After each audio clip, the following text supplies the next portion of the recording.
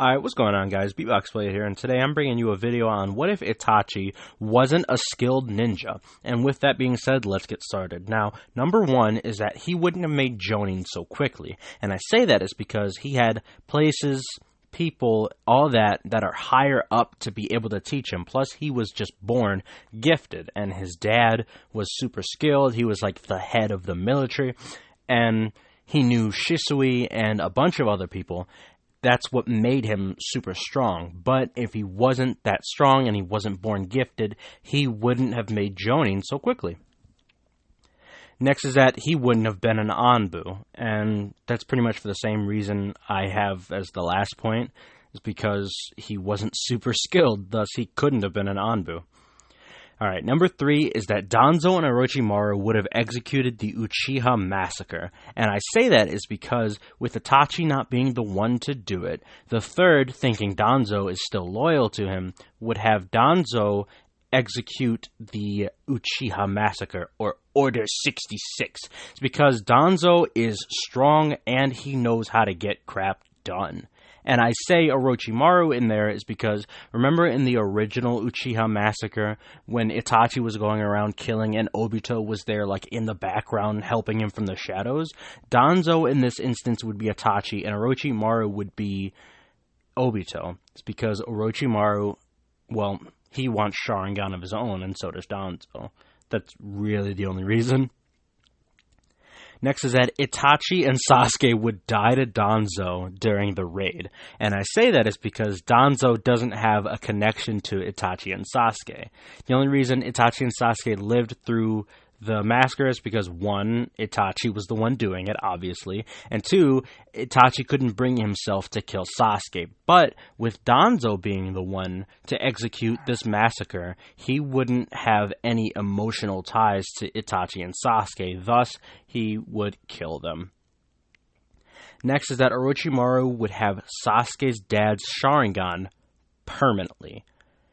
First off, he would have them is because his eyes are the strongest second to Shisui's, and I put in there permanently is because he could put him in his regular body, and then when he has to switch bodies, take them out, switch bodies, and then put him back in. And he could probably cast some sort of jutsu to make him last as long as he could. Next is that Danzo and Orochimaru would take over the leaf. And I say that is because with the Uchiha being gone, and Naruto being a youngin', and Jiraiya, Tsunade are, like, gone, they would have the chance. They would be able, because Danzo has Anbu working on the inside, while Orochimaru has the sand, sound, and his men at his disposal. Thus, Danzo could attack from the inside, while Orochimaru attacks from the outside. Next is that Danzo and Orochimaru, or who I'm going to call Dio, would join up with the Akatsuki and take the 5 great nations. And I say that is because, well, Danzo and Orochimaru, as I said in the last point, they have a lot of men on their side. Plus, them two together are super strong. Not to mention, Orochimaru knows the reanimation jutsu. And thus, he would be able to reanimate anybody he wants, and he'd be able to reanimate Madara, which, if I might point out, Madara beat the 5 Kage by himself when he was still reanimated. He completely wasn't even touched by them when he became human through Obito.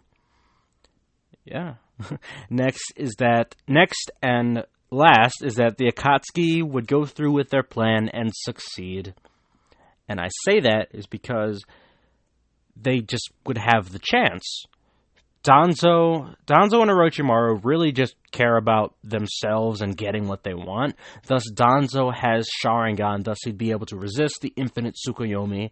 And Orochimaru has Sasuke and Itachi's dad's Sharingan, thus he'd be able to resist the infinite Tsukuyomi.